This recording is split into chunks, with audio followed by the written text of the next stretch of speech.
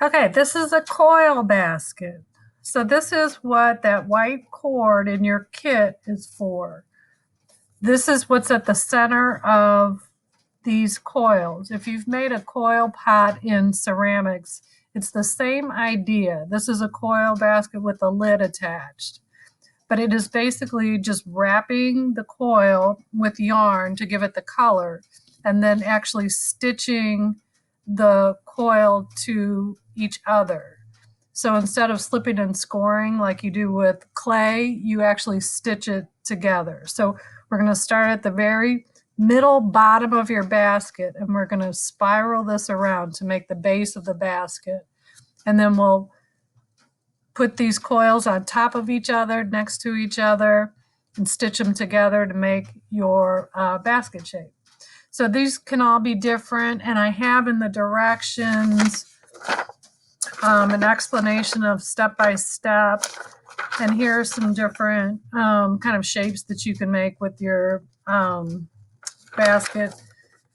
And this will kind of walk you through. If some of you do better with written directions, that's why I put that in your kit. This is an example of the same method, but this is using raffia. So raffia is like long dried grasses, and it is used as the core.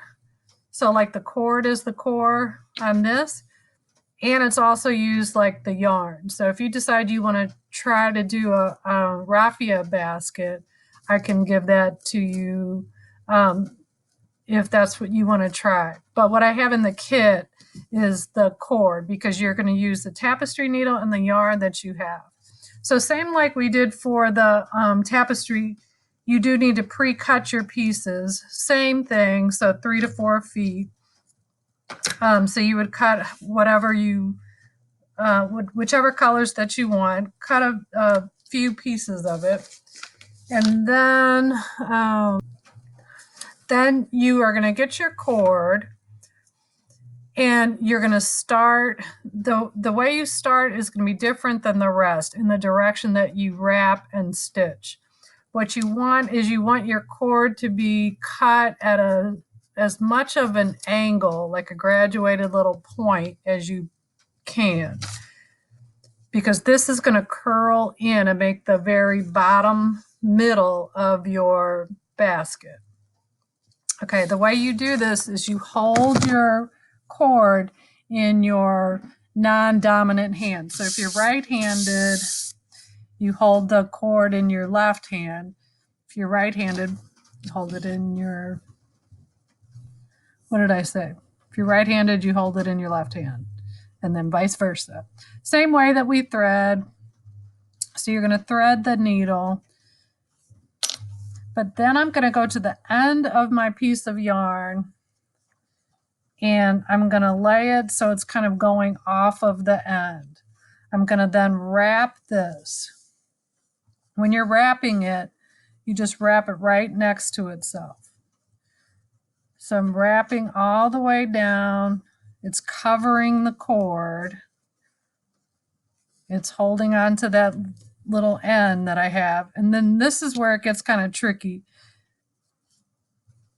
So I'm going to then curl this in. So kind of like bend it to the middle. I'm going to leave this here, that end sticking out. So I fold it over, and then I wrap as tightly as I can to hold this little center shape. So this is going to be the bottom middle. And this is like probably the hardest part, is just getting this into a nice little circle. So as soon as you can get that bent over and stuck to itself like this, we can then curl it in and stitch the cord to it. So I'm going to wrap. Generally, you do about 7 times. So I've already wrapped this a few times. So I'm going to wrap it, say I'm on 5, so I'm going to say 6, 7 times.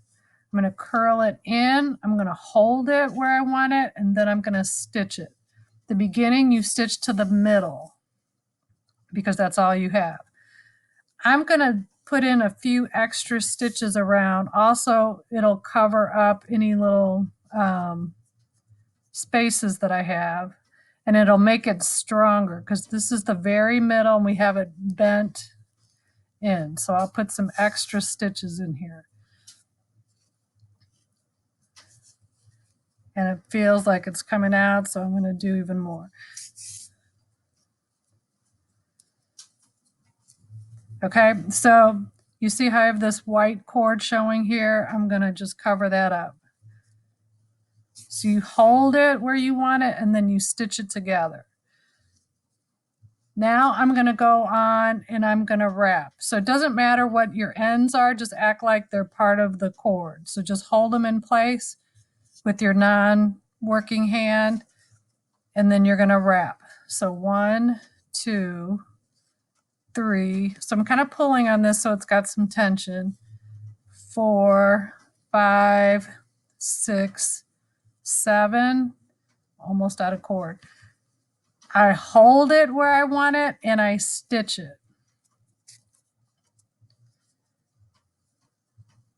So you really, really have to hold on to it. Okay, so now I'm running out. And you say, oh, what do I do now if I'm running out of cord or yarn? So you get your next piece. You can use the same color or you can get another piece or another color. So I'm going to get a different color.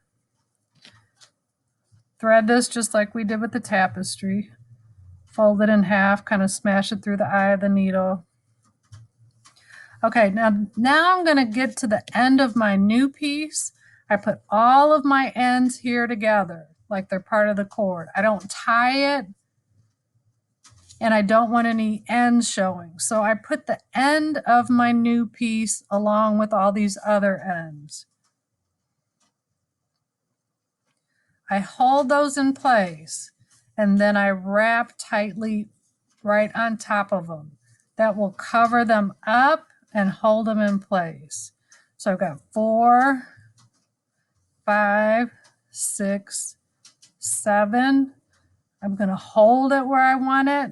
So I want it right up next to the rest, and I'm going to stitch it the beginning right to the middle.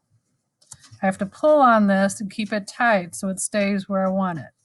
So I'm kind of pulling on it, and then I'm going to go back to wrapping. So I'm holding these ends, they're here,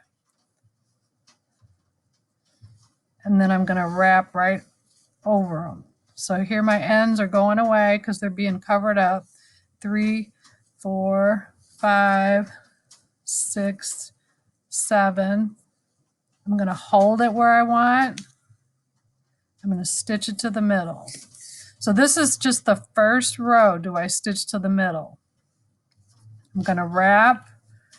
Here I still have ends showing, so I'm going to wrap right over those. 1, 2, 3, 4, 5, 6, 7. Then I'm going to hold it where I want, and I'm going to stitch it to the middle. Okay, and I'm about to run out again, so I can get like one wrap out of this. And then I'm going to take it off of the needle, kind of hold on to this. And I should have already pre-cut my collar. You will have done that. So I can start my new collar same way. I'll show you one more time how you add a color or a piece. It could be the same color if you still want to go with, if I still want to do yellow, I get a yellow piece. Here's all my ends. Now I'm adding this end of my new piece. Okay, this is the new piece. So here's the end of my new piece. Here's the end. I'm putting it here along with these others. And hold them all in place, wrap right over it tightly. 2, 3, 4, 5, 6, 7. Hold it right where I want it. Stitch it right next to Right now it's to the middle. As I move out, you're going to stitch it just to the row that it's next to, not all the way to the middle, or you have these long lines going to the middle. So here is an example of a coil basket that was made. And what they did was had different colors of blue and black just hanging here in the cord, and you can pick up and switch your colors as you go. So this is how you start. And I'm going to do this until it is as big as I want the bottom of my basket. So this is the base of your basket. So you keep doing this until you say, okay, now I want to start making it come up. So this should be probably like 3 inches from the center. So like, I don't know, 4 to 6 inches across. So here's the bottom. This is just flat. This is the bottom of this one, which is a little smaller, and theirs came out in this shape. This one went in. So it had a bigger bottom, and then it kind of tapered in. So whenever you get this to your base, the size that you want it, then I'll show you how to make the sides come up.